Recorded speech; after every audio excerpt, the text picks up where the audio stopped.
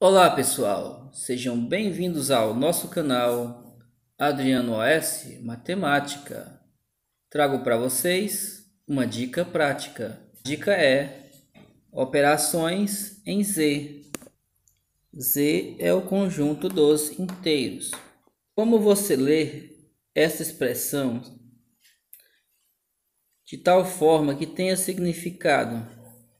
Menos 1 quer dizer dívida de 1. Menos 1, menos 1. Se você tem uma dívida de 1 e outra dívida de 1, terá outra dívida e uma dívida maior, uma dívida que vai crescer para uma dívida de 2. Em quantidade, a dívida cresce para 2, resposta menos 2.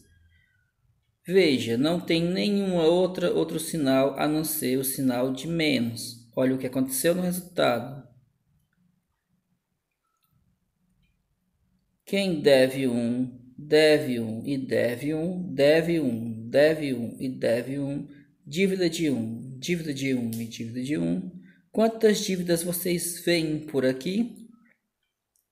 Logicamente, uma dívida de 3 reais. Como ficou devendo, a resposta é negativa. Agora, vamos lá. Veja que dívida com dívida deu dívida. Dívida com dívida deu dívida.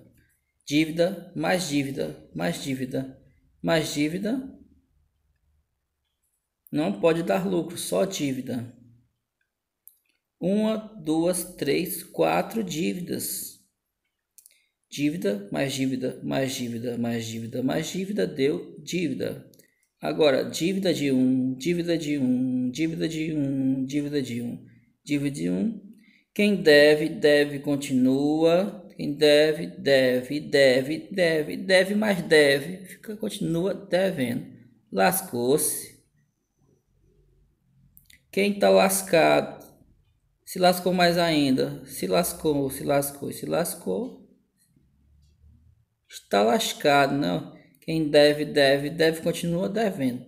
É só uma brincadeira, mas veja que a soma de dívidas vai gerar o quê? Uma dívida. Resposta vai ser sempre negativa. Mas professor, cadê o sinal de mais?